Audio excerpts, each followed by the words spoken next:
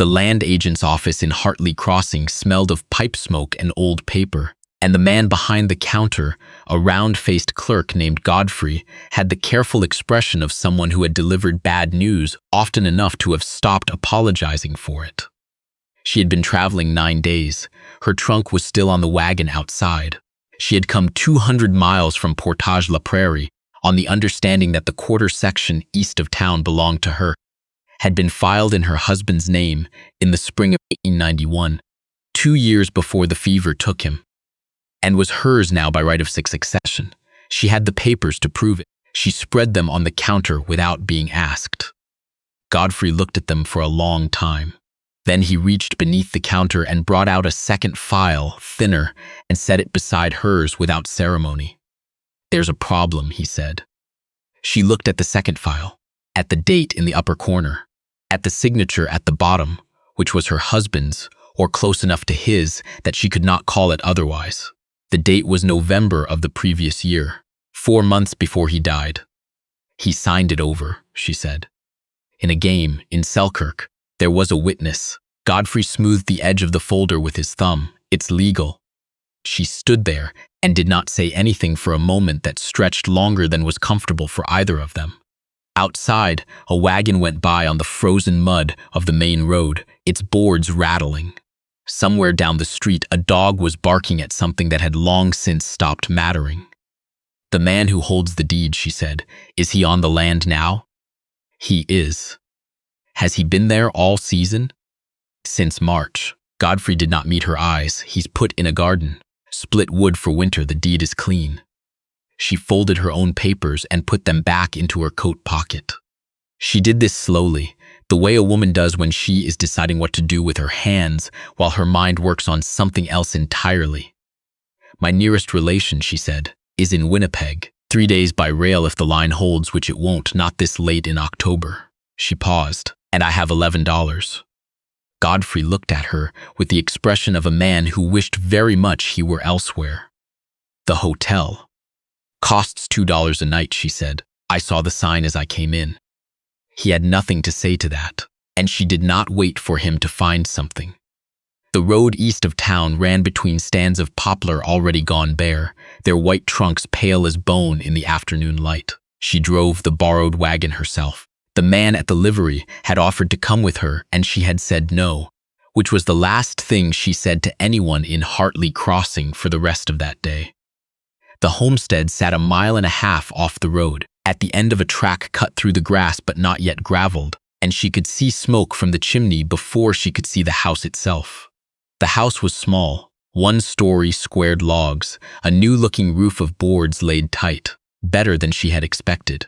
She did not let herself think about who had done the work of building it. She stopped the wagon at the fence gate. The man came out of the barn before she had climbed down. He was carrying a water pail in each hand, and he set them down when he saw her, not quickly, with the deliberate movement of someone who had learned not to spook easily in open country. He was younger than she had imagined, mid-30s perhaps, with a 2-day growth and a work coat worn pale at the elbows. He looked at her, then at the wagon, then at her again. "You'll be from the land office," he said. It was not a question. "I'll be from Portage la Prairie," she said. "I came to see what my husband signed away." He stood with his hands at his sides and did not look away from her, and she gave him credit for that, at least. "I have the deed," he said. "Godfrey already told me." A long pause. The wind off the open prairie found the gap in her collar, and she did not reach up to close it. She would not give the cold the satisfaction, not in front of a stranger. "It's late in the season," he said finally, "to be starting anywhere new." "Yes," she said, "it is." He picked up his water pails.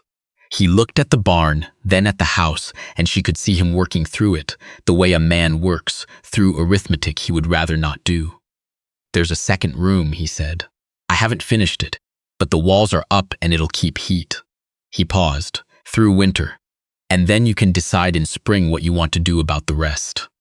She looked at the house, at the tight roof, at the smoke coming steady from the chimney. She thought about $11 and the road back to town and the cost of a night at the Hartley Crossing Hotel. "I'll need to see it before I decide anything," she said. He nodded and walked toward the house, and she tied the wagon and followed him, and neither of them said anything more about the deed or the card game or her husband or the 200 miles she had come for something that was no longer hers. The second room was small, barely enough for a cot and a trunk, with one window that faced north and a gap along the baseboard where the cold got in. He showed her without apology. He said there was oakum in the barn she could use to stop the gap, and that the stove in the main room threw heat enough that the wall between them would stay warm most nights. She stood in the middle of the room and measured it with her eyes. "It'll do," she said. He went out to help with her trunk without being asked. She noted that and filed it away the way she filed most things, without comment. The first week she spent mapping the place. Not with paper, but in her head, the way she had always done, building the shape of a new situation, until it stopped feeling like a trap and started feeling like a space she could move through. She noted where the axe was kept, where he kept the lamp oil, which floorboard near the door creaked loudest in the cold. She noted that he was up before her each morning, that he made coffee and left half in the pot, and that he did not speak to her until she had been awake long enough to pour herself a cup. She noticed that last thing on the third day, and it surprised her because she had not mentioned it, and she was certain she had not shown it. She was not a woman who showed much. He worked the land until the ground froze, and after that, he worked the barn and the woodpile and the long list of repairs that a place accumulates when one person has been trying to do the work of two. She helped when helping was plainly the right thing and did not ask his permission. On the 6th day, she mended the hinge on the barn door, which had been straining against its frame and wasting his effort every time he pulled it open. She did it while he was at the far end of the property, checking the fence line, and she did not mention it when he came in. He noticed. She saw him notice. He ran his hand along the frame and pulled the door once, testing the hang of it, and said nothing, and she thought that was its own kind of answer. By the second week of November, the cold had settled in properly, the kind that came down from the north and sat on the land like weight. She woke each morning to frost on the inside of her window and dressed quickly, and when she came through to the main room, the stove was always going. The coffee was always half gone. She started making bread on the days she was in the house, not because it needed doing, though it did, because her hands needed work that had a shape and an end to it. The first loaf she left on the board without saying anything. He ate a slice standing at the counter, which was not how he normally ate, and she suspected that was as close to a compliment as she was going to get, and found she did not mind it. She had not eaten well since her husband died. She had been keeping house for a boarding family in Portage-la-Prairie, and they were not unkind, but they were not generous either, and there had been no bread of her own making in 14 months. The smell of it in the oven did something to the room that she did not have a word for, but that she recognized. She recognized it the way a person recognizes a room they have not been in for years. Something in the body remembers before the mind catches up. On a Wednesday in mid-November, he came back from Hartley Crossing with a sack of flour, a tin of tobacco she had not seen him use, and a small bundle wrapped in brown paper that he set on the shelf near the door and did not explain. She did not ask. That evening he unwrapped it, a ball of worsted yarn, gray, and 2 needles. He set them on the table between them, with the careful casualness of someone who has thought about a thing longer than they intend to admit. "Mrs. Carnaby at the store," he said wool keeps your hands from drying out in the cold. She looked at the yarn, at his face, at the yarn again. "I don't knit," she said. She said it was easy to learn. A pause in which the stove popped once and settled. "I can sew," she said, "if there's mending." He glanced toward the hook near the door where his work coat hung. The sleeve of it, which she had already noted, had a split seam at the shoulder that had been loosely fixed and was coming loose again. "The coat," she said, "if you don't mind." She got her needle and thread from her trunk. She mended the coat that evening while he sat with the Manitoba Free Press he'd brought from town, reading it with the particular thoroughness of a man who has gone without news for a week. The lamp threw a low, even light across the table. The stove held its heat. Outside, the wind worked at the eaves, but it was the ordinary kind of wind, not the kind with teeth. She finished the seam and bit the thread and handed the coat back without ceremony. He held the shoulder up to the lamp and looked at the stitching. "That's a better job than I'd have done," he said. "It is," she agreed. Something passed across his face that was almost a smile, and she looked back at her sewing kit before it could become anything she would have to account for. December came gray and consistent. The snow that had been threatening since October arrived and did not leave, and for 6 days they did not go further than the barn. She found she did not mind it the way she had expected to. She had thought confinement would feel like pressure. Instead, it felt like permission to stay still, which was something she had not had in a long time. She sorted through the kitchen supplies: dried beans, salt pork, 2 tins of evaporated milk, cornmeal, a jar of last summer's preserves, a cloth sack of oats, and organized them on the shelf in the order they would need to be used, most perishable first.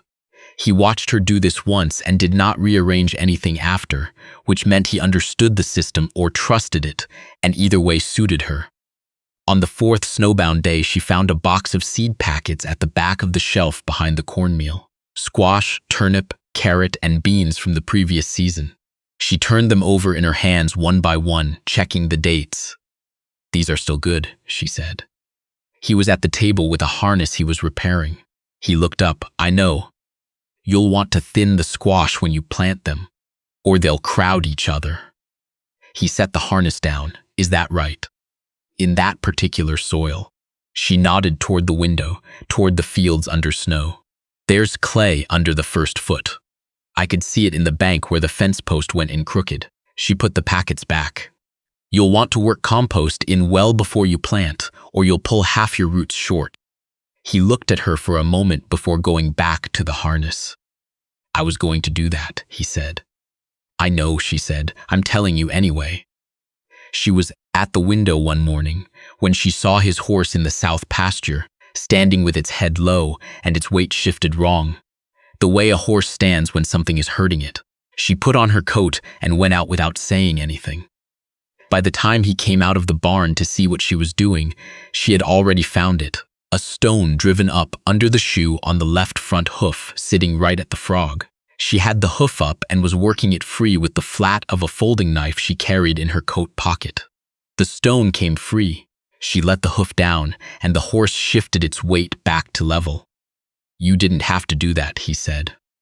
"It would have gone lame by tomorrow," she said. She folded the knife and put it away. He stood there a moment with his hands in his pockets. "You know horses," he said. "I know that one," she said, which was not quite the same thing. She had been watching the horse since she arrived, the way it stood when it was comfortable and the way it stood when it was not. And she had learned this the same way she learned most things, by paying attention without being asked to. It was January before she spoke about her husband, not intentionally. She was sorting through her trunk for a second pair of wool stockings and came across the photograph. Small, creased at one corner, his face younger in it than she had known him. And she looked at it a moment too long, and he must have seen something in her face when she closed the trunk lid, because he set down what he was doing. "You don't have to say anything," he said. "I know," she said. She sat at the table anyway. She put both hands flat on the surface and looked at them. "He wasn't a bad man," she said. "He made bad choices at the end. I don't know if he knew what he was signing away." She paused. "I think he did." He was quiet. The stove ticked. Outside, the cold had settled into the particular silence that follows a heavy snowfall, all sound pressed down under white. "I came west because he wanted to," she said. "I was willing enough. I thought a new place might be something we could build together." She looked at her hands. "He died before we started." "I'm sorry," he said. He said it simply, without the shape of a person who is trying to fill silence, and she found she believed him. She folded her hands and stood up. She went to the stove and checked the bread she'd put in earlier, pressed the crust to test it. Still another few minutes. She closed the oven door. "He would have let it go to ruin," she said, not turning around. "Whatever he won, he wasn't built for steady work." She heard the quiet behind her and did not try to fill it. "You are," she said. She did not mean it as a compliment, exactly. She meant it as an observation, the same way she meant most things. But she heard the accuracy of it land in the room, and she did not take it back. February came in hard and stayed. They spent the long evenings at the table, she with her mending, or the letters she was writing to her sister-in-law in Winnipeg. Long letters she did not send immediately because the road was impassable. And he with the almanac or the Homestead records, he kept crop notes and weather observations in a hand smaller and more careful than she had expected. She read over his shoulder once without asking. He did not move the book. She noticed his weather notes went back further than she had thought, all the way to the previous March, when he had only just arrived. She noticed that his observations were accurate. She would have written the same things. She did not say so, but she thought he might have known it. The silence in the house that month was the comfortable kind, the kind that does not need to be broken. She had lived in silences that pressed on you like something unfinished, and she had learned the difference. This one was more like the silence after a door has been shut properly, not locked, just closed, with no gap under it for the cold to get through. On a Thursday near the end of the month, she looked up from her letter and said, without planning to, "If you plant the south field in oats this year, you'll want to leave the quarter by the creek in fallow. Give the soil a rest." She had said you, but she had been thinking we, and she was a precise enough person to know the difference, and to know which one she had meant. She did not correct herself. She looked back at her letter. After a moment, she heard him go back to his own work, and neither of them said anything more about it, and somehow that was its own kind of answer. The thaw came the way it does in Manitoba, not in a rush, but in small surrenders, a drip off the eaves, a softening at the edges of the snowbank, the creek finding its voice again under its rind of ice. She stood at the kitchen window one morning in late March and watched a patch of bare ground appear at the south edge of the yard, dark and wet and smelling, even through the glass, of something beginning. He came in from the barn and set the milk pail down and said, without preamble, "The road to town will be clear in another week." "I know," she said. "I've had a letter from a man in Steinbach." He took an envelope from his coat pocket and set it on the table. "He's interested in the east parcel, 40 acres. The price he's offering would cover rail fare and enough to start somewhere else. Somewhere of your choosing." She looked at the envelope on the table. She did not pick it up. "You didn't have to do that," she said. "You have people in Winnipeg," he said, "and a sister-in-law who writes back." He paused. "It's a fair price, I checked." She turned away from the window. She looked at the table.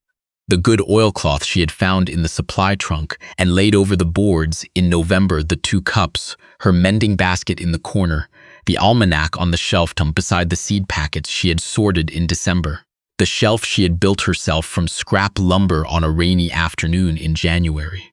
Because the supplies were crowding the windowsill, and she had wanted somewhere proper to put them. She had not asked permission to build the shelf. She had built it. She looked at the letter on the table. "When does he need an answer?" she said. 2 weeks, he said. She nodded. She turned back to the window. The bare patch of ground had grown since yesterday, dark against the last of the snow, and the south field beyond the fence was beginning to show in patches, the winter wheat she had argued for in September, just starting to green at the tips of the stubble. She had argued for the winter wheat. He had been skeptical. She had said the soil on the south slope held warmth longer than it looked like it should, and that a winter variety would take hold before the hard frost if they were quick about it. And they had been quick, and she had been right. She thought about the oats. She thought about the well he had mentioned once, in passing, that needed to go deeper before a dry summer tested it.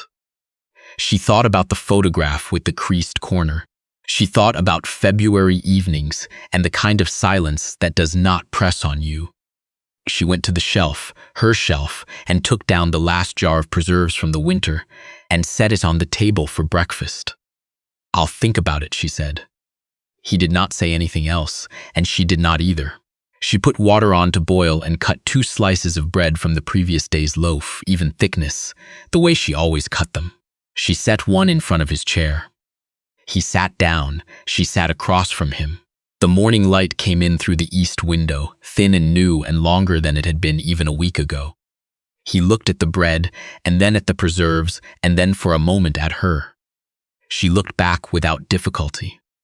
3 days later, she took the letter from the table, where it still sat, and held it over the open stove door. Not long, only long enough to be certain, and let it go. She did not tell him. He found out 2 weeks later when he went to write his answer to the man in Steinbach, and there was no letter to refer to. He stood at the empty table for a moment. Then he looked at her.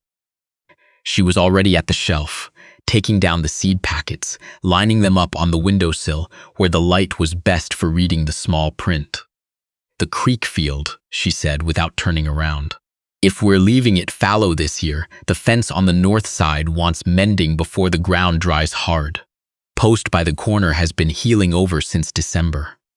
A long pause in which she heard nothing from his direction and did not need to. "I'll get the maul," he said. "I'll get the wire," she said. She picked up the bean packet and tilted it toward the window, reading the planting notes on the back in the thin morning light. And outside the yard held its quiet, and the south field showed its green. And somewhere past the tree line a goose called once. And then the long prairie opened up around them the way it does in spring, wide and patient and ready to be worked, and she breathed it in and stayed.